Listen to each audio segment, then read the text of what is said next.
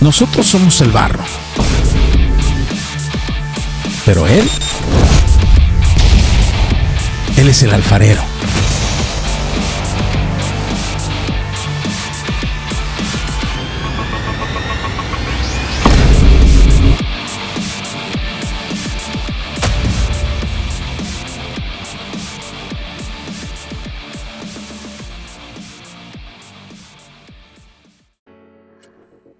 El video anterior creó algunas preocupaciones en algunos de quienes nos escuchan. Este es un mensaje que nos dejaron en el sitio web. No tienen que ir al sitio web para contactarnos. Pueden escribirnos un correo a eclesiamisional@gmail.com y con mucho gusto les contestaremos. Si gustan, también pueden solicitarnos el contacto para WhatsApp y poder saludarnos y edificarnos mutuamente. Pero el mensaje que nos mandaron dice: hola hermanos en Cristo.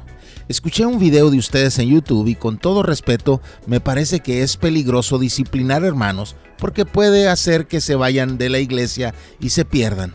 Amén. Ya respondimos el mensaje y tenemos el permiso de compartirlo, preservando su anonimato. Primero, atendamos el amén aquí, porque aunque hoy se use en círculos cristianos como una pregunta afirmativa, en realidad esa palabra tiene su uso y significado bíblico. Es una palabra en hebreo, es decir, aparece desde la primera mitad de la Biblia y después solo se hizo una adaptación fonética al griego en los tiempos de Cristo y los apóstoles, pero su uso y significado no cambió. Esa palabra, que significa que así sea, se usa en 3 casos o de 3 maneras solamente. Primero, se usa como un juramento, como en Números 5:21, donde leemos: entonces el sacerdote hará que la mujer jure con el juramento de maldición, y el sacerdote dirá a la mujer: el Señor te haga maldición y juramento entre tu pueblo, haciendo del Señor que tu muslo se enjute y tu vientre se hinche, y esta agua que trae maldición entrará en tus entrañas y hará que tu vientre se hinche y tu muslo se enjute. Y la mujer dirá: amén. ¿Okay? Así que el primer uso de la palabra amén es para sellar un juramento.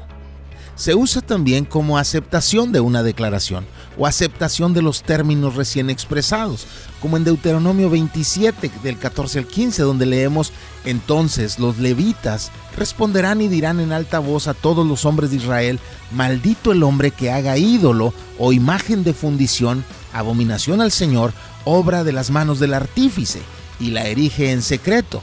Y todo el pueblo responderá y dirá: amén. Una aceptación de una declaración, una aceptación de los términos recién expresados. Y se usa también como confirmación del anhelo, que una declaración que se hizo será cumplida, como leemos en Jeremías 28:6, que dice: y el profeta Jeremías dijo: amén, así lo haga el Señor, confirme el Señor tus palabras que has profetizado, para que sean devueltos los utensilios de la casa del Señor y vuelvan todos los desterrados de Babilonia a este lugar. Así que al decir que alguien se vaya al mundo, no debemos acompañarlo de un que así sea. El amén hoy ya lo usamos muy despilfarradamente, ¿no? Pero debemos comenzar a cuidar eso. Pero regresemos al centro o al núcleo del mensaje, porque prometí responderlo aquí. Una de las cosas más dolorosas que he experimentado en la vida ha sido el ver a gente que amo alejarse del Señor. Es una de las razones por las que más he llorado en la vida. Pero también he aprendido que el mayor tesoro no es aquella amistad que puedo perder, sino el Señor que me salvó y me llamó. Y que al quedar atrapado entre 2 corrientes, especialmente cuando he tenido que escoger mi lado, mi elección está hecha desde hace años. Prefiero a mi Señor. No lo hace menos doloroso. No hace que sea más fácil el momento, pero sí le da estabilidad a ese momento complicado. Mi mejor amigo de la high school, con quien reía y en quien confiaba, simplemente se alejó de mí cuando el Señor me salvó. En su momento me dolió. Y me dolió mucho, pero ya ni pienso en ello, ya ni me acuerdo. Otro gran amigo de aquel entonces, que fue quien comenzó a llamarme el hermano Limón para burlarse de mí, porque supuestamente yo me había hecho un amargado, porque ya no quería ir a esas cosas que antes disfrutaba, y también se distanció de mí. Dolió un tiempo, pero ya ni sé por qué dejé que me doliera. Al madurar, Y al ver esa lista de amigos que ya no están, también leo los nombres de muchos con quienes me acompañé en cosas de la iglesia. Gente con la que cantaba, oraba, visitaba, predicaba, y hoy es solo el recuerdo de algo que ya no es. Hace muchos años, la primera persona que pastoreé, que me llamó amigo, que me visitó con medicinas cuando estaba enfermo, que me prestaba su carro que nadie más conducía, un día simplemente se alejó. Persiguió los anhelos de su corazón y terminó destruyendo su hogar. Su hijo, amigo del mío, terminó envuelto en el mundo del ocultismo y con una confusión acerca de su sexualidad. Y me duele. Por eso entiendo la inquietud de este mensaje que nos mandaron. No queremos ver que a quienes amamos prefieran el lodo que la dulce presencia del Señor, pero tenemos que entender esto. El anciano Juan, que caminó con Cristo, que sufrió por Cristo, que sirvió a Cristo y que amó al pueblo de Cristo, nos dijo: ellos salieron de nosotros, pero en realidad no eran de nosotros, porque si hubieran sido de nosotros, habrían permanecido con nosotros. Y el nosotros no es una iglesia local, aunque muchos lo quieran leer así. El nosotros es toda la iglesia de Cristo. De eso se alejaron. Y luego nos dice: pero salieron a fin de que se manifestara que no todos son de nosotros, no todos en la iglesia son de la iglesia. Es un bocado amargo, ¿no? Y mucho. Pero Juan no se preocupa por llorarlos, porque su interés, su atención no está en los que salieron, sino en los que permanecieron, a quienes les aconseja: no amen al mundo ni las cosas que están en el mundo. Si alguien ama al mundo, el amor del Padre no está en él. Ahora haz una pausa. Leamos bien. No dice que no tiene amor al Padre. Dice que el amor del Padre no está en él. No es Dios el que se pierde a ese hombre, es ese hombre el que se pierde a Dios. Porque todo lo que hay en el mundo, la pasión de la carne, la pasión de los ojos y la arrogancia de la vida, no proviene del Padre, sino del mundo. El mundo pasa, y también sus pasiones, pero el que hace la voluntad de Dios permanece para siempre. Hace casi 23 años yo andaba en Sudamérica, lleno de soberbia, conducido por mi ego, por mi carne, con un reloj caro y con una ceja levantada. Hice que corrieran al mesero que una noche antes me trató mal porque no me habló como yo quería que me hablara. Yo era un pedazo de carne, y de carne podrida. Pero la pasión de la carne, la pasión de los ojos y la arrogancia de la vida me tenían esclavizado, porque amé al mundo. Y el amor del Padre no estaba en mí. Unos meses después, caminando sin dirección, a pie, por todos lados, pasé por un edificio feo y mal iluminado en la colonia Hidalgo. Pero ahí estaban predicando la palabra con la que crecí desde el vientre de mi madre. Y me detuve cruzando la calle y me recargué en un poste de luz de un foco que casi ni aluzaba nada. Pero a los 5 minutos estaba llorando, porque estaba escuchando al predicador leer. Entonces Jesús dijo a sus discípulos: si alguien quiere venir en pos de mí, niéguese a sí mismo, tome su cruz y que me siga, porque el que quiera salvar su vida la perderá, pero el que pierda su vida por causa de mí la hallará. Pues ¿qué provecho obtendrá un hombre si gana el mundo entero, pero pierde su alma? ¿O qué dará el hombre a cambio de su alma? Porque el Hijo del Hombre ha de venir en la gloria de su Padre con sus ángeles, y entonces recompensará a cada uno según su conducta. A veces vivimos como si todo se tratara solo de lo que pasa aquí en la tierra.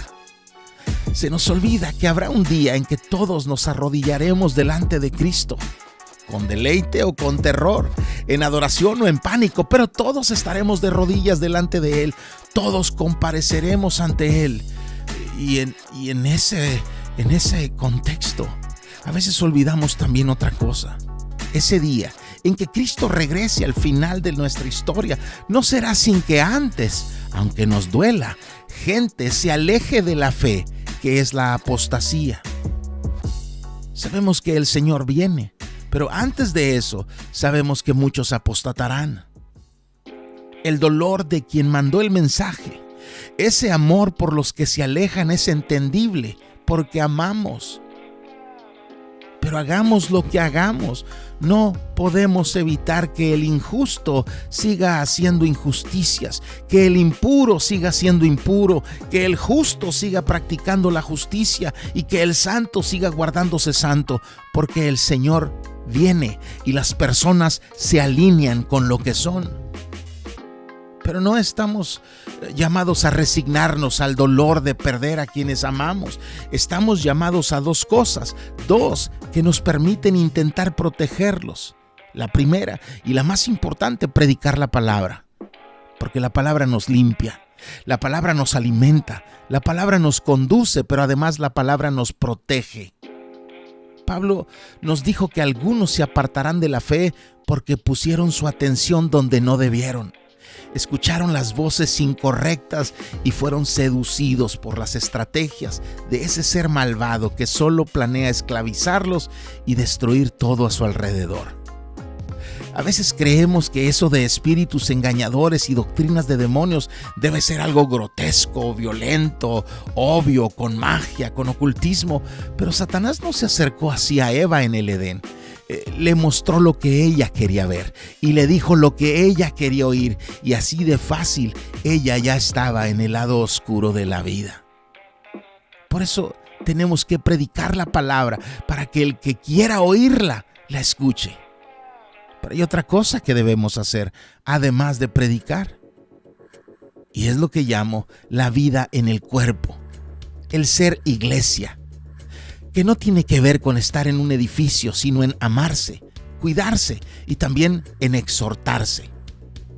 Aquí leemos a Pablo decirle a los creyentes de Tesalónica: por tanto, confórtense los unos a los otros y edifíquense el uno al otro, tal como lo están haciendo. Iglesia, cuídense, constrúyanse.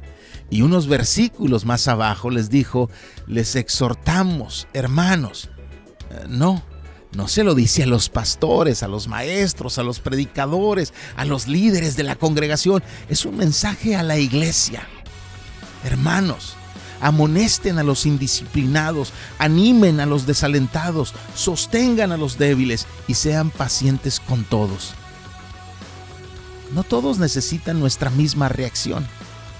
Por eso la iglesia debe ser sabia, debe ser prudente y debe saber hablar dulce cuando se requiere y ser clara y frontal cuando sea necesario, porque esa es tarea de la iglesia, es parte de la vida en el cuerpo.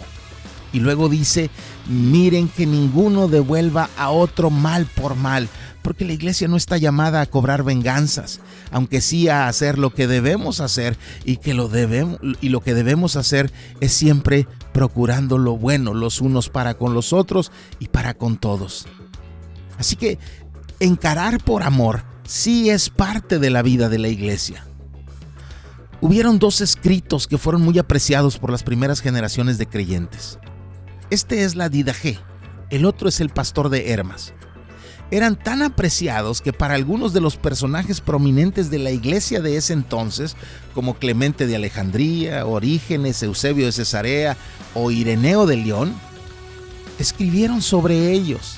Por cierto, Ireneo de León fue discípulo de Policarpo de Esmirna, y Policarpo de Esmirna fue discípulo del apóstol Juan. Así que estamos hablando de una era muy al principio de la iglesia. La Didaché se ha encontrado en fragmentos en Egipto, Siria, Etiopía, Asia Menor. Eso nos habla de su amplia divulgación entre las primeras iglesias. Pero hay algo característico de ambos escritos. Los dos hablan de dos caminos, que eran dos tipos de vida a los que el creyente se enfrentaba. La Didaché comienza con estas palabras: hay dos caminos, el de la vida y el de la muerte, y grande es la diferencia que hay entre estos dos caminos. Y la sección que explica el camino de la vida cierra diciendo: confesarás tus faltas a la iglesia y te guardarás de ir a la reunión con mala conciencia. Todo esto es el camino de la vida. La iglesia desde el principio tuvo que luchar contra las tentaciones y contra los pecados de sus integrantes, pero nunca, jamás fue para avergonzar a alguien o para convertirlo en chisme. Eso no lo hace la iglesia que es iglesia. Lo hacen quienes están en la iglesia pero no son de la iglesia. La iglesia busca proteger, no exhibir. Protege el nombre de Cristo. Protege la salud del rebaño y protege al infractor, al que quiere ayudar levantándolo. Son los ignorantes o perversos los que han hecho de esto una oportunidad para gobernar o lastimar, y por eso ahora muchos creyentes ya no quieren aplicarlo. Pero tenemos que entender esto. Sea que la apliquemos o sea que no, eso no impedirá la apostasía. Los apóstatas apostatarán, lo mismo que los injustos seguirán la injusticia, y los impuros seguirán lo impuro, y los justos seguirán la justicia, y los santos seguirán la santidad. Eso está en la Biblia, ya lo vimos. Pero es que a veces, entre los que se van, también son arrastrados otros cuyo lugar sí es con nosotros. Pero tenían dudas, o no tenían una relación genuina con Cristo. Por eso debemos cuidar cómo etiquetamos cada caso. El anciano Juan nos dijo: pero ustedes, amados, acuérdense de las palabras que antes fueron dichas por los apóstoles de nuestro Señor Jesucristo, quienes les decían: en los últimos tiempos habrá burladores que irán tras sus propias pasiones impías. Estos son los que causan divisiones, son individuos mundanos que no tienen el Espíritu. Pero luego agregó: pero ustedes, amados, edificándose en su santísima fe, orando en el Espíritu Santo, consérvense en el amor de Dios, esperando ansiosamente la misericordia de nuestro Señor Jesucristo para vida eterna. Tengan misericordia de algunos que dudan, a otros sálvenlos arrebatándolos del fuego, y de otros tengan misericordia con temor, aborreciendo aún la ropa contaminada por la carne. Yo no sé en qué están pensando los pastores que le truenan los dedos a la gente de la iglesia como si el rebaño les pertenece. Lo que Dios hace en la vida de la iglesia es por la vida que hay en la iglesia, la vida en el cuerpo. La iglesia es la protagonista en los planes del Señor, porque la iglesia es el cuerpo del Señor Jesús. Él es la cabeza y todos los demás estamos unidos a Él, y de Él recibimos vida y de Él recibimos identidad. No de un concilio, no de un pastor, no de un edificio, no de un libro, de Cristo.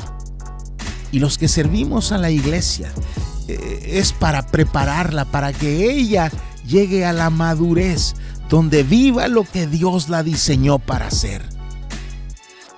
Dice aquí que Dios dio a algunos el ser apóstoles, a otros profetas, a otros evangelistas, a otros pastores y maestros, a fin de, es decir, les llamó a eso para capacitar a los santos para la obra del ministerio, para la edificación del cuerpo de Cristo. Y es un proceso, uno que no concluye hasta que todos lleguemos a la unidad de la fe y del pleno conocimiento del Hijo de Dios. Un proceso que nos lleva hasta la madurez, a la medida de la estatura de la plenitud de Cristo. Por eso toma tiempo, a veces toma años.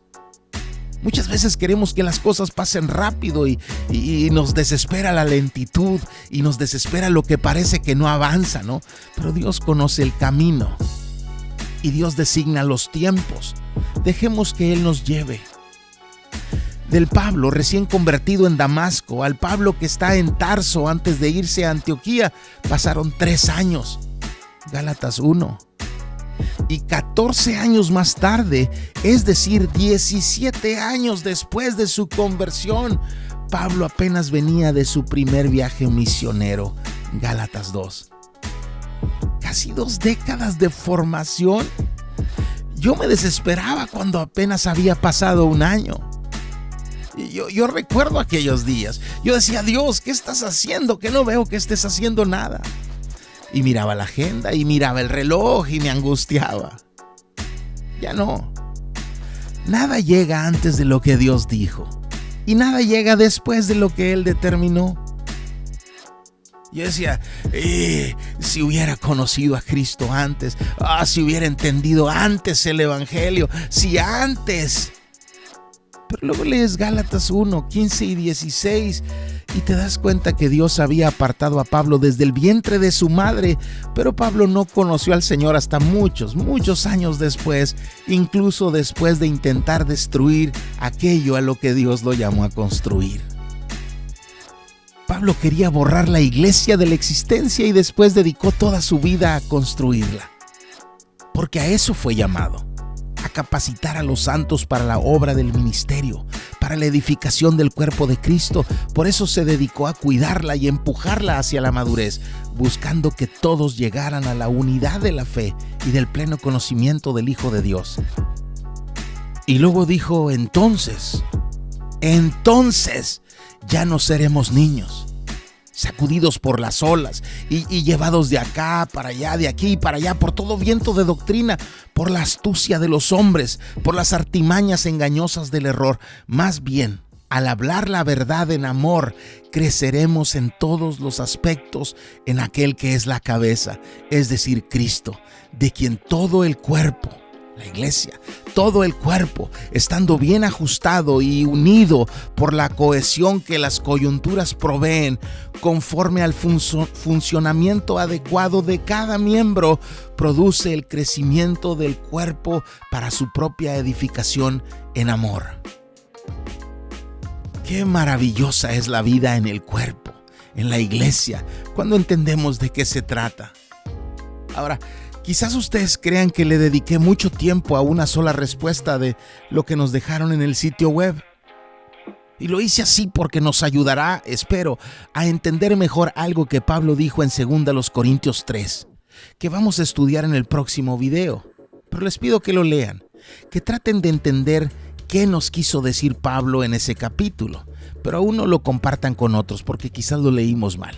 El próximo video lo estudiaremos, pero no olvidemos esto. No lo olvidemos, somos barro. No nos asustemos del barro en alguien. Somos barro, todos somos barro. Tú eres barro, yo soy barro, somos barro. Lo que hace la diferencia es Dios en nosotros. Cuando Dios está en el barro, cuando los tesoros de Dios son depositados en esta vasija, la vasija cobra otro lugar, la vasija cobra otro uso, la vasija tiene otra dignidad. No por la vasija, por lo que lleva dentro. No dejamos de ser barro, pero cambia nuestra identidad cuando dentro está el tesoro de Dios. Y si Dios es quitado de nosotros, si la vasija no tiene a Dios, es solo barro, barro que no sirve para nada.